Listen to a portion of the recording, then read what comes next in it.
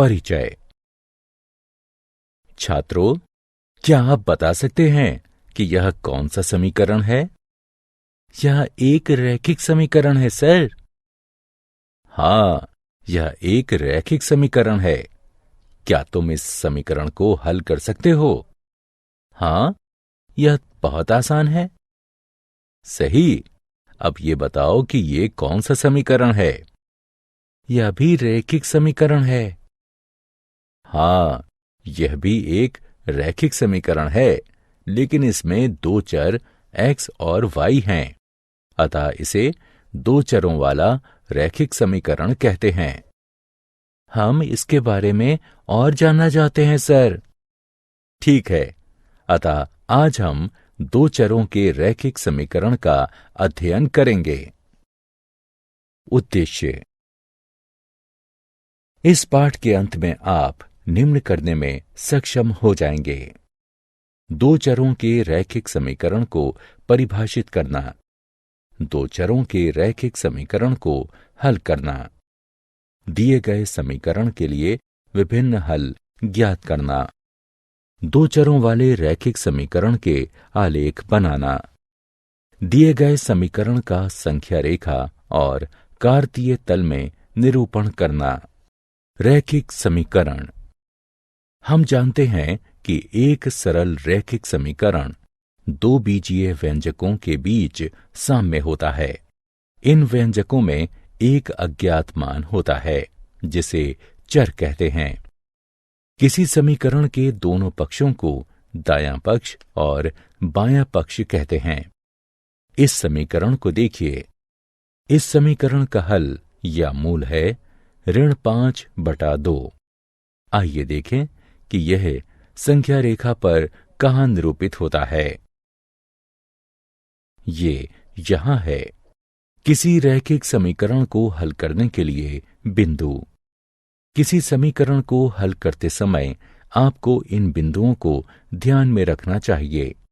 किसी रैखिक समीकरण का हल प्रभावित नहीं होता जब समीकरण के दोनों पक्षों में समान संख्या जोड़ी या घटाई जाए। आप समीकरण के दोनों पक्षों में समान गैर शून्य संख्या से गुणन या विभाजन करें। दो चरों वाले रैखिक समीकरण। किसी रैखिक समीकरण में एक से ज्यादा चर हो सकते हैं। यहां हम दो चरों वाले रैखिक समीकरण के बारे में अध्ययन करेंगे। आइए एक उदाहरण लें। राहुल ने हिंदी और अंग्रेजी में कुल मिलाकर 75 अंक प्राप्त किए। अब इस सूचना को हम किस प्रकार समीकरण के रूप में व्यक्त कर सकते हैं?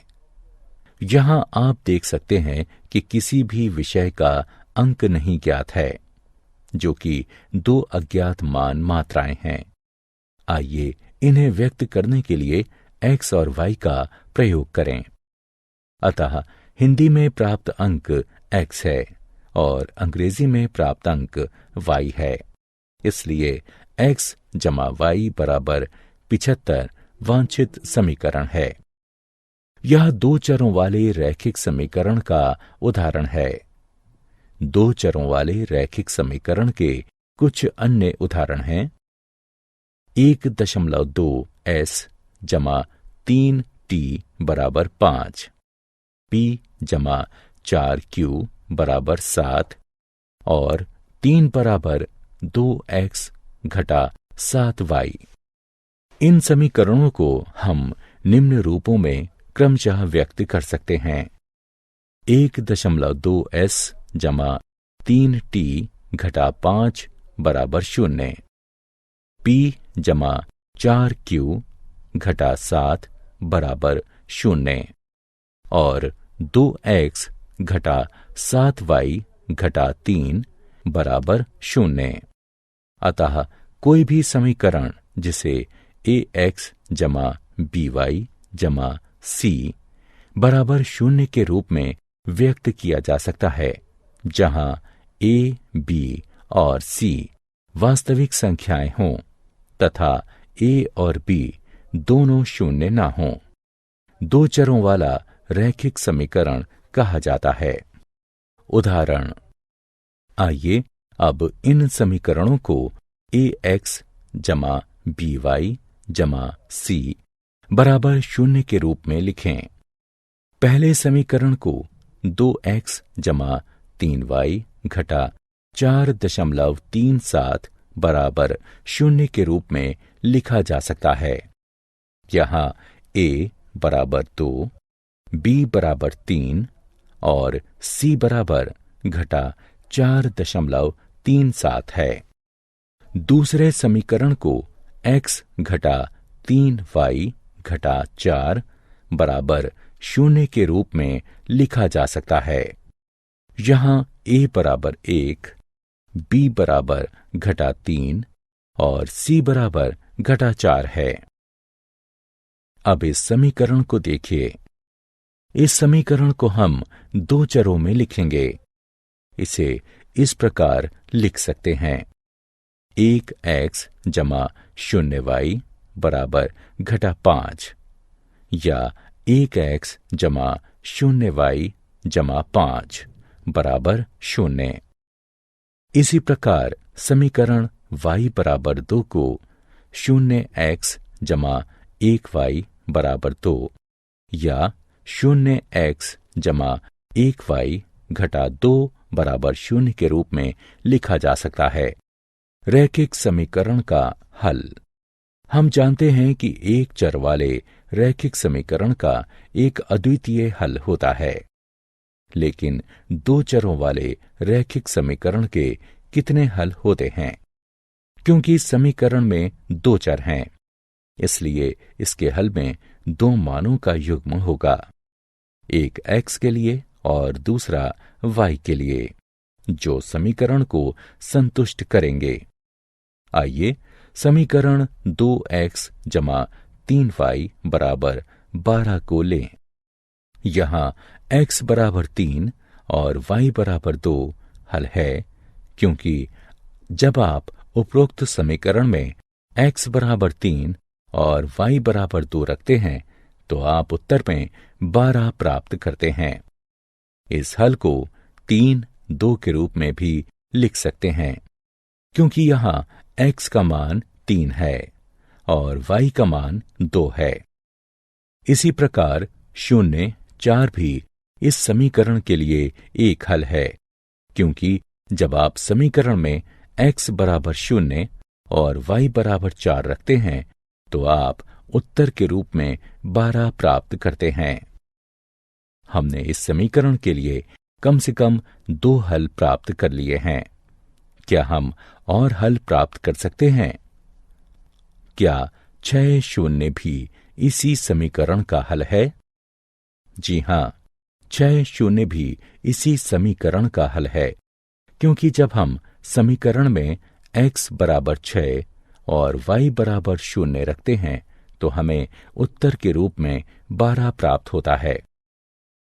इसी प्रकार इस एक समीकरण के लिए अन्य कई हल प्राप्त किए जा सकते हैं और दो चरों वाले रैखिक समीकरण के विभिन्न हलों का कोई अंत नहीं है। इसलिए हम कह सकते हैं कि दो चरों वाले रैखिक समीकरण के अपरिमित रूप से अनेक हल होते हैं। उदाहरण, आइए अब इस समीकरण के लिए 4 विभिन्न हल प्राप्त करें।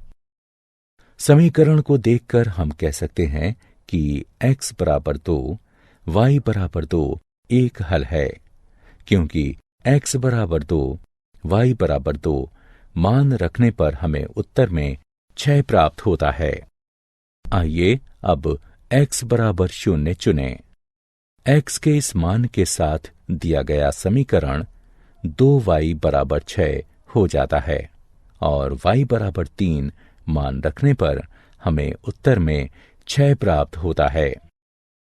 इसी प्रकार y बराबर 0 लेने पर दिया गया समीकरण x बराबर 6 हो जाता है। इसलिए x बराबर 6, y बराबर 0 भी इस समीकरण का एक हल है। और चौथे हल के लिए आइए y बराबर 1 मान लें। अब दिया गया समीकरण x जमा 2 बराबर 6 हो जाएगा और x बराबर 4 रखने के बाद हमें उत्तर में 6 प्राप्त होता है। इसलिए x बराबर 4 भी दिए गए समीकरण का एक हल है। अतः दिए गए समीकरण के लिए हमारे हल हैं 2, 2, 0, 3, 6, 0 और 4, 1। दो चरों वाले रैखिक समीकरण का आलेख। आइए अब दो चरों वाले रैखिक समीकरण के ज्यामितीय निरूपण को देखें। इस सारणी को देखें। इस दिए गए समीकरण का हल इस सारणी के रूप में दिया गया है। ये x के मान हैं और ये y के मान हैं। आइए अब इन बिंदुओं को आलेख कागज यानी ग्राफ पेपर पर आलेखित करें। आइए पहले x बराबर 0 और y बराबर 3 मान लें। यह वह बिंदु है जिसे हमने प्राप्त किया है। इसी प्रकार इन मानों को प्रयोग करते हुए आलेख में अन्य बिंदुओं को चिन्हित कीजिए। अब इनमें से किन्हीं दो बिंदुओं को मिला दीजिए और एक रेखा प्राप्त कीजिए। आइए 0, 3 और 4, 1 को मिलाएं। इसे रेखा ए बी कहेंगे। हम देख सकते हैं कि दो अन्य बिंदु 2, 2 और 6, 0 भी इसी रेखा ए बी पर स्थित हैं। अब इस रेखा पर एक अन्य बिंदु लीजिए। आइए बिंदु 8 घटा 1 लें। क्या ये इस समीकरण का एक हल है? जी हां, ये एक हल है, क्योंकि x बराबर 8 और y बराबर घटा 1 मान रखने पर हमें उत्तर में 6 प्राप्त होता है। इसलिए 8 घटा 1 एक हल है। दो चरों वाले रैखिक समीकरण का आलेख 2। हमने अपनी पिछली स्क्रीन में क्या देखा?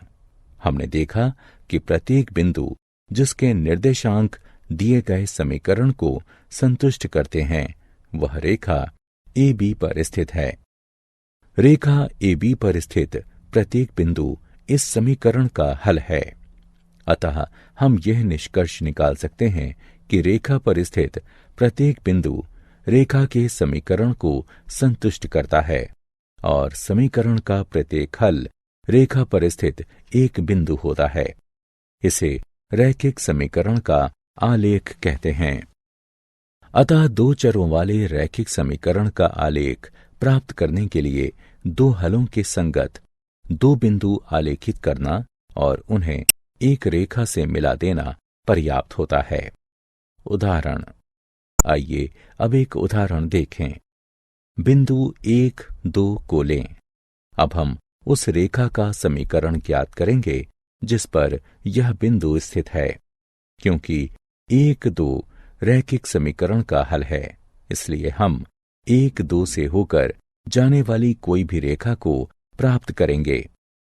ऐसे रैखिक समीकरण का एक उदाहरण x जमा y बराबर 3 है, क्योंकि जब हम x बराबर 1 और y बराबर 2 मान रखते हैं तो हमें उत्तर में 3 प्राप्त होता है। अन्य उदाहरण है y घटा x बराबर 1, y बराबर 2x। वस्तुतः ऐसे अपरिमित रूप से अनेक रैखिक समीकरण हैं जो बिंदु 1, 2 के निर्देशांकों से संतुष्ट हो जाते हैं। आलेख का आलेखन। आइए समीकरण x जमा y बराबर 7 के आलेख का आलेखन करें। हम जानते हैं कि आलेख के आलेखन के लिए हमें समीकरण के कम से कम 2 हल चाहिए। अतः 2 हल हैं x बराबर 0, y बराबर 7 और x बराबर 7, y बराबर 0। हम इस सारणी का प्रयोग आलेख के आलेखन के लिए कर सकते हैं। ये x के मान हैं और ये y के मान हैं। x बराबर 0 और y बराबर 7 मान के लिए बिंदु ये हैं और x बराबर 7 और y बराबर 0 मान के लिए बिंदु ये हैं। अब इन दोनों बिंदुओं को मिला दीजिए। यह दिए गए समीकरण का वांछित आलेख है। एक्स अक्ष और वाई अक्ष के समांतर रेखा का समीकरण। अब एक प्रश्न का उत्तर दीजिए। किसी प्राकृतिक संख्या n के लिए बिंदु 2 0 घटा 3 0 4 0 और n 0 कार्तीय तल में कहाँ स्थित होते हैं? हाँ, ये सभी x अक्ष पर स्थित हैं। लेकिन आप जानते हैं कि ऐसा क्यों है? क्योंकि x अक्ष पर सभी बिंदुओं के y निर्देशांक 0 हैं। वस्तुतः x अक्ष पर स्थित प्रत्येक बिंदु x 0 के रूप में होता है। अतः x अक्ष का समीकरण y बराबर 0 के रूप में व्यक्त किया जाता है। इसी प्रकार y अक्ष का समीकरण x बराबर 0 के रूप में व्यक्त किया जाता है। उदाहरण, आइए अब इस समीकरण को हल करें और हल को संख्या रेखा और कार्तीय तल पर निरूपित करें। समीकरण को 2x घटा x बराबर घटा 3 घटा 1 के रूप में भी लिखा जा सकता है। इसे हल करने पर हमें x बराबर घटा 4 प्राप्त होता है। इसे हम समीकरण 1 से चिन्हित करेंगे। आइए अब देखें कि यह संख्या रेखा पर कहाँ स्थित है। ये यहां पर स्थित है। अब हम जानते हैं कि x बराबर घटा 4 को निम्न प्रकार से लिखा जा सकता है। x जमा 0y बराबर घटा 4 और ये दो पदों वाले रैखिक समीकरण में परिवर्तित हो जाता है। इसलिए समीकरण x घटा 4 के रूप में परिवर्तित हो जाता है। अतः हम इस समीकरण का पहला हल घटा 4 0 के रूप में प्राप्त कर लेते हैं। क्योंकि y का मान सदैव 0 ही रहेगा, इसलिए समीकरण का दूसरा हल घटा 4 2 होगा। अब इन बिंदुओं को आलेख पर चिन्हित करें। यह घटा 4 0 है और यह घटा 4 2 है। इन बिंदुओं को मिला दें। हम देख सकते हैं कि आलेख AB एक रेखा है जो y अक्ष के समांतर है और इसके बाईं तरफ 4 एकक दूर है। क्या आप जानते हैं एक घात वाले बहुपद समीकरण ax जमा by जमा c बराबर 0 को रैखिक समीकरण इसलिए कहते हैं क्योंकि इसका आलेख एक सीधी रेखा होता है। y बराबर kx वाले रूप के समीकरण का आलेख सदैव मूल बिंदु से होकर जाता है। सारांश। आइए हमने जो कुछ सीखा है उसे संक्षेप में दोहराएं। कोई भी समीकरण जिसे ax जमा by जमा c बराबर 0 के रूप में व्यक्त किया जा सकता है, जहां a, b और c वास्तविक संख्याएं हों तथा a और b दोनों 0 न हों, दो चरों वाला रैखिक समीकरण कहा जाता है। दो चरों वाले रैखिक समीकरण के अपरिमित रूप से अनेक हल होते हैं। दो चरों वाले प्रत्येक रैखिक समीकरण का आलेख एक सीधी रेखा होता है। x अक्ष का समीकरण y बराबर 0 होता है और y अक्ष का समीकरण x बराबर 0 होता है। x बराबर a का आलेख एक सीधी रेखा होता है जो y अक्ष के समांतर होती है। y बराबर a का आलेख एक सीधी रेखा होता है जो x अक्ष के समांतर होती है। y बराबर mx वाले रूप का समीकरण एक रेखा को प्रदर्शित करता है जो सदैव मूल बिंदु से होकर गुजरती है।